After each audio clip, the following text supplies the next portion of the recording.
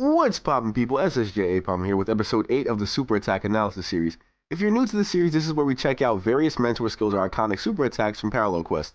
These aren't skill tests or comparisons of skills, but if you want to see how they do against each other, check out the homie Super Saiyan Cabby 28 skill test playlist. Without further ado, let's get into the video. As always, we'll be using the extra thick with 2 C's female Saiyan Potan for testing purposes.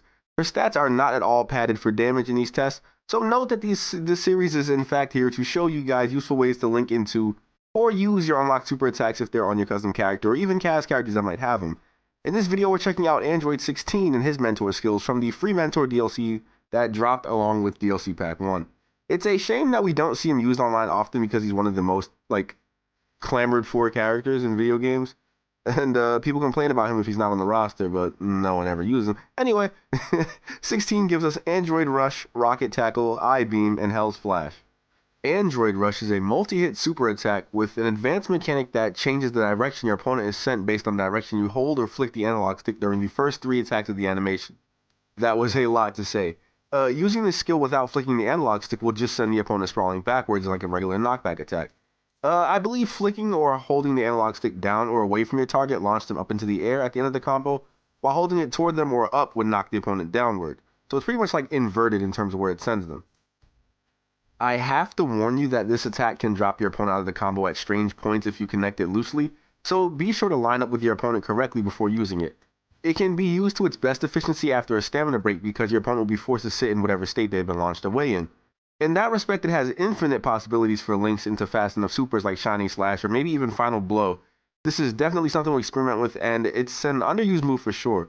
It gets an automatic plus for not being gimmicky like having a cinematic or something like the move Sonic Rush, but hey, it's still a strike super attack. It should be noted that this attack won't let you go past the first 3 hits if your opponent is blocking, so try not to hit anyone blocking with this move and you should be alright. Damage.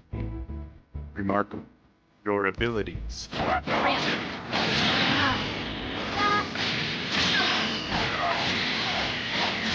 Your abilities. Damage.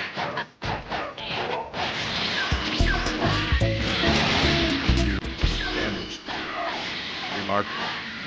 Your abilities have surprised me. What? Your abilities have surprised you. Damage. Remarkable. What? Your abilities have surprised me. Your abilities have surprised you. Damaged me. I-Beam is a Ki Blast super attack that might have been overlooked early on after release. This attack lets you drift in the direction you move the analog stick in and will fire like 3 fast moving I-Beams ahead of you. The way this attack moves is a lot like Punisher Drive, however it seems like it is a lot harder to change the direction after picking one with I-Beam. This attack is by no means the highest damaging move. In fact, it's really low in terms of the damage it does, but in terms of combo potential it shines greatly for custom characters and even on 16 himself. The lasers travel far and fast enough to catch up to enemies you've hit with a knockback attack. You should note that on contact these beams slow down your enemy's knockback speed, meaning using them right after a knockback is definitely a viable strategy. You should also note these things have pretty reliable hit stun and can be used after some combos with heavy enough hit stun to actually extend your combos, hit counters and all. Use these things after a stamina break to keep mounting basic attack or fast super attack pressure. I-Beam is definitely a really good move and it can be used as a reset for your combo strings. It's an actual reset. A bonus fact is that the hurt box for the I-Beam start behind your character's head. Long story short, if you can predict a snap vanish, you can activate I-Beam and back up into your opponent and they'll still get hurt by it. This skill is very good and the only hiccup it seems to have is when your opponent is bouncing or laying on the floor. It's pretty safe in almost any other condition. I'd probably recommend trying to pair it with Gigantic Omega or something else to see how stylish you can get in terms of resets and fast moves that have cancel. So, hey, it is a move. Your abilities have surprised your abilities.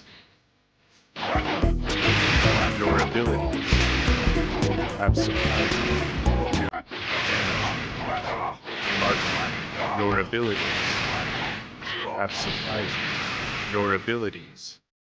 Rocket Tackle is a very straightforward super attack that extends knockback or knockdown combos by warping you to the target.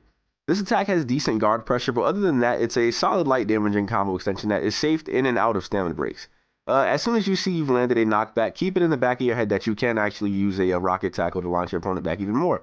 It's definitely true if you want to use on Android 16, since it's locked on his moveset. He doesn't have many other options to go into in terms of like presets or anything. In fact, I think he only has one preset, which kind of sucks for him, but there are definitely other options that will do essentially the same thing with higher damage for custom created characters. Shining Slash is just as good, if not better, after a stamina break, for example. For a playstyle built around knockbacks and taking it easy though, Rocket Tackle is a decent option. I actually use this on Captain Barato's build for fun and just to be different, because, you know, it's not a move that's used often, but hey, it's a thing you can use to knock your opponent away from you pretty safely, pretty reliably, without too much, like, you know, risk involved, so there's that. Hell's Flash is Android 16's ultimate attack, and it does fairly low damage. This is likely because the skill is built around seemingly random area denial. 16 fires his beam straight below him, and it's a lot like the dead end skills that Android 17 and 18 inspired. But columns of fire will actually shoot out of the geography around 16 to keep hostiles away or damage the targets they try to run. This move is obviously too slow to use outside of a stamina break, so be sure to do one and land right beside your opponent to fire it off without missing. I can't tell if being higher up while casting the skill will have the fire column shoot out over a larger range because of the game's camera, but I will say that this thing has very low base damage for an ultimate. It almost seems like a tag team skill along with Dead End Rain and the Dead End Bullet, and on base damage alone actually, it seems like all three of these things connecting at the same time will probably do around 20,000 or so damage on the target. It's definitely something to try for 3v3s, and if any of you want to use Android 16 or throw this on a custom created character and try to do this in a 3v3 scenario with me and Deadpool, I would love to see it, and I would love to record it because it sounds like it would be amazing. I'm curious if pinning the opponent down in the corner or something will have the fire columns pop up to deal more damage on the target based on the things around them. Think along the lines of like city maps with like buildings all over the place, like if you have someone in a corner and the fire, you know, then again, this is far from the best ultimate in the game, and the damage is pretty ignorable, so it's something to test out if you wanted to look into it, but you have a way to get at least 5,000 or so damage off if you use it pretty much the way you see it used in the video. It's okay. It's not too bad, but it's not anything to write home about. That, of course, is going to end the skill analysis portion of the video, so we have nothing else to do aside from move on to using these things in combat against Android 16. I was definitely using I-Beam to get as many resets for my combos as possible, and it's a super fun move and it's definitely safe in most scenarios. It's a fairly safe reset and can be seen popping up after several combos in the test. I also use the Rocket Tackle to keep space between Android 16 and I, as well as one point I make sure to use the Knockdown advanced mechanic on Android Rush, just to keep him away from me or on the ground so I can catch my breath again. So you do have some very reliable options to keep your enemy kind of spaced out from you, but knowing how fast this game goes, you probably don't want to rely on that too much without zoning skills or something like that to keep the opponent actually off of you.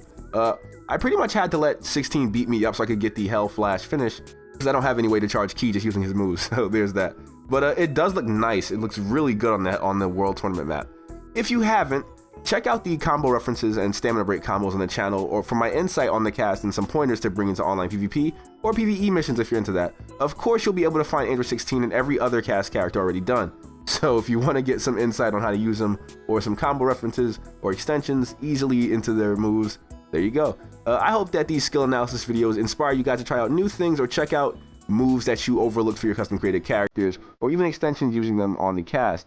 A lot of these things go unused because so-and-so meta, blah, blah, blah, but just have fun and make a character that you can have fun playing, you know? Screw all the BS. Screw it. A couple of you guys mentioned Turles, so you can expect to see his mentor skills later on today. You can expect Yamcha and Tien to pop up tomorrow, and redone episodes for Krillin and Piccolo on Tuesday as well. And I have officially spoiled my plans for these videos over the next few days. I do have another series idea that you guys may be interested in, that we might start working on as soon as tomorrow, so stay tuned for that. Are there any skills you would like for me to break down like this for you in the future? Let me know in the comment section below, and I'll be seeing you all in the very next video. The twerk has returned in full force. Behold the thickness. Very close to the screen, probably. Wedgie time. The hell is wrong with me? Oh?